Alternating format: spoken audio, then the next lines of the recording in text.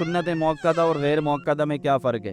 سنت موقدہ کسے کہتے ہیں؟ وہ سنت جو سرکار نے ہمیشہ پڑھی ہو، ہمیشہ، لیکن کبھی عذر کی وجہ سے آپ نے اس کو چھوڑ دیا ہو، ترک کر دیا ہو، اس کو کہتے ہیں سنت موقدہ۔ جیسے مثال فجر کی 2 سنت ہے، یہ سنت موقدہ ہیں۔ ظہر کے سے پہلے کی 4 سنتیں، ظہر کے بعد کی 2 سنتیں، یہ سنت موقدہ ہیں۔ مغرب کے بعد کی 2 سنتیں، عشاء کے بعد کی 2 سنتیں، یہ سنت موقدہ کہلاتی ہیں۔ اور سنت غیر موقدہ عصر سے پہلے کی 4 سنتیں اور عشاء سے پہلے کی 4 سنتیں، یہ کہتی ہیں ان کو کہتے ہیں سنت غیر موقدہ۔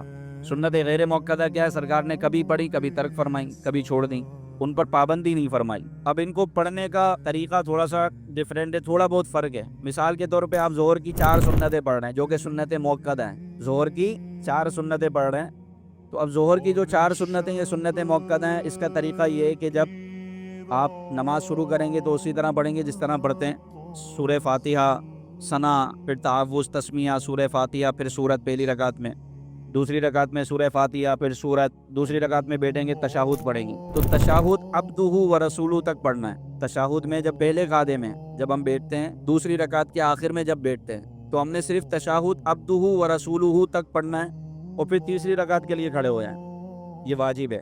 عبدہ و رسولہ تک پڑھ کے فوراً تیسری کے لیے کھڑے ہو جائیں۔ تیسری رکعت میں سورہ فاتحہ پڑھیں، پھر سورت پڑھیں، اور اسی طرح پھر چوتھی رکعت میں سورہ فاتحہ اور سورت پڑھیں۔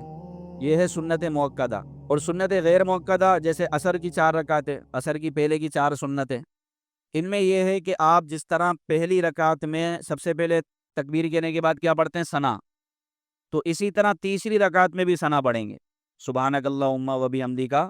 یہ تیسری رکعت کے شروع میں بھی سنت غیر موقدہ میں پڑھتے ہیں۔ دوسری رکعت میں جب بیٹھتے ہیں، سنت غیر موقدہ میں جب آپ بیٹھیں گے دوسری رکعت میں قاعدے میں، تو عبدہ و رسولہ کے بعد آپ درود پاک بھی پڑھ سکتے ہیں، اللہم صلی علی محمد وعلی آل محمد، جو درود پڑھتے ہیں یہ درود بھی پڑھ سکتے ہیں۔